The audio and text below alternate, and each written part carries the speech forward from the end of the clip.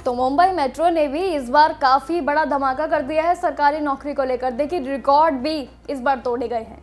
एक ऐसी वैकेंसी सामने आई है जिसमें जनरल मैनेजर और जूनियर इंजीनियर जैसे बड़े बड़े पदों पर सरकारी नौकरी की बम्पर भर्ती होने जा रही है।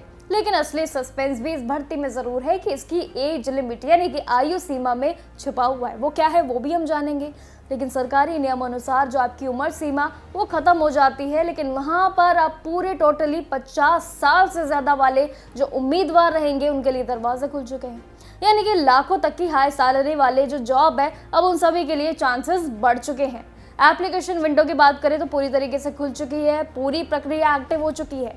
लेकिन शर्त एक जरूर नहीं बल्कि कई हैं। लेकिन वो क्या है और आपकी आयु सीमा क्या है, चलिए एक बार इस पूरी चर्चा को वीडियो में जानते हैं और आपकी इस पूरी बड़ी भर्ती पर चर्चा करते हैं। देखिए, देखा जाए तो मुंबई मेट्रो में ये रेल कॉर्पोरेशन लिमिटेड ने एक काफ़ी बड़ी वैकेंसी निकाली है जिसमें साल भर के रिकॉर्ड तोड़ दिए हैं। इसमें टोटल 6 वैकेंसी बेशक है, लेकिन जिसमें सबसे बड़ी पोस्ट मानी जा रही है वो है जनरल मैनेजर की, जिसकी सैलरी भी तकरीबन 2 लाख पार यानी कि 2.80 लाख तक है। इसके अलावा असिस्टेंट जनरल मैनेजर का पद भी शामिल है, जिसमें डिप्यूटी इंजीनियर यानी कि सिविल और एसटी जो जूनियर इंजीनियर के पद रहेंगे। असिस्टेंट आईटी समेत इसमें पदों पर बम्पर भर्ती होने जा रही है, जहां पर मिनिमम सैलरी भी 34,000 प्लस यानी कि 34,020 से लेकर शुरू आपके लिए हो रही है। उसके हिसाब से आपके 2 लाख पार तक ये पूरी सैलरी पैकेज जाएगा। इसमें से कुछ ऐसे पोस्ट भी है जो रेगुलर है और कुछ ऐसे कॉन्ट्रैक्ट बेस पर भी है, कुछ डिप्यूटेशन पर भी काफ़ी ज़्यादा बेस्ड रहेंगी। लेकिन सबसे खास बात यह है कि जनरल मैनेजर जैसे सीनियर लेवल पोजीशंस के लिए 50 साल से ज़्यादा इस बार एज लिमिट तय कर दी गई है, ताकि जितने भी एक्सपीरियंस्ड लोग हैं वो लोग भी अप्लाई करें। फ्रेशर्स तो रहेंगे लेकिन एक्सपीरियंस्ड वाले भी रहेंगे।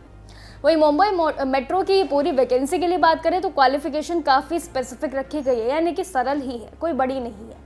जनरल मैनेजर के लिए इलेक्ट्रिकल या फिर मैकेनिकल इंजीनियरिंग डिग्री के साथ साथ अनुभव आपका 18 साल से ज़्यादा तगड़ा एक्सपीरियंस तो होना ही चाहिए। साथ ही 55 साल तक की इसमें आयु जो आपकी सीमा है वो भी तय रहेगी। जबकि असिस्टेंट जनरल मैनेजर के लिए बात करें जो आपका दूसरा पद है, उसमें इलेक्ट्रिकल डिग्री और साथ ही 7 से 10 साल का एक्सपीरियंस अनुभव चाहिए, यानी कि पूरा देखें तो अनुभव का आपको ज़्यादा ज्ञान होना चाहिए। रेलेवेंट आपकी इंजीनियरिंग डिग्री के साथ साथ इसमें भी आपका 4 से लेकर 6 साल का एक्सपीरियंस रहेगा जो आपकी बाकी पोस्ट रहेंगी। एज लिमिट की बात करें तो 35 साल आपकी रहेंगी। जूनियर इंजीनियर के लिए इलेक्ट्रॉनिक्स और टेली कम्युनिकेशन में भी डिग्री या डिप्लोमा के साथ साथ 8 से लेकर 9 साल का लंबा चौड़ा एक्सपीरियंस ज़रूर मांगा गया है। वही बात करें असिस्टेंट आईटी पोस्ट जो आपके लिए अलग से पोस्ट है, इसमें भी आपका बीई, बीएससी या फिर बीसी अगर आपने किया हो तो आपको हार्डवेयर इसमें नेटवर्किंग की नॉलेज भी ज़रूर होनी चाहिए। देखिए, अप्लाई करते वक्त आपको ध्यान देना है कि ग्रेजुएशन के साथ साथ 2 साल का और आईटी एक्सपीरियंस रखने वालों के लिए जितने भी उम्मीदवार हैं उनके लिए एलिजिबिलिटी बहुत मायने रखेगी इस बार, क्योंकि अलग अलग तरीके से तय कर दी गई है। बेशक आपके लिए सैलरी पैकेज शानदार है, बहुत बड़ी नौकरी है, मेट्रो में इस बार रिकॉर्ड ज़रूर तोड़ गए हैं, लेकिन आपके लिए एलिजिबिलिटी शायद थोड़ा सा टफ होती नजर आ रही है। लेकिन इस पूरी प्रक्रिया के बाद सबसे पहले आपको अपने फॉर्म फिलिंग पर भी ध्यान देना होगा। करियर सेक्शन में जाइएगा, एडवर्टाइजमेंट पर क्लिक कर दीजिएगा और उसके बाद अपनी एक्टिव मेल आईडी पर जाइएगा, मोबाइल नंबर से रजिस्ट्रेशन कर लीजिए, क्योंकि आगे की जो सारी अपडेट है वो वहीं से ही आपको मिलेगी। फॉर्म भरते वक्त आपको अपनी फोटो और सिग्नेचर पर भी उतना ही जोर देना होगा, क्योंकि अपना लेटेस्ट रिज्यूम और सैलरी स्लिप भी आपको दोनों कंबाइंड अपलोड करना होगा।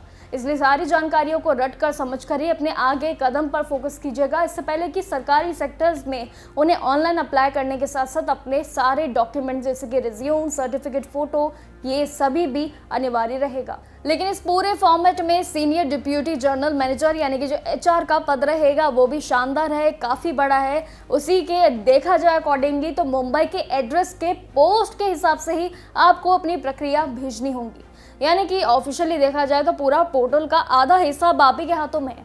तो बस जानकारियों के साथ अपने इस फॉर्म में अपने पद अनुसार जो आपका मनचाहा पद है उसके अनुसार आप अपना फॉर्म फिल कर सकते हो। बाकी जानकारियों के लिए बने रहिए और देखते रहिए जागरण जोश।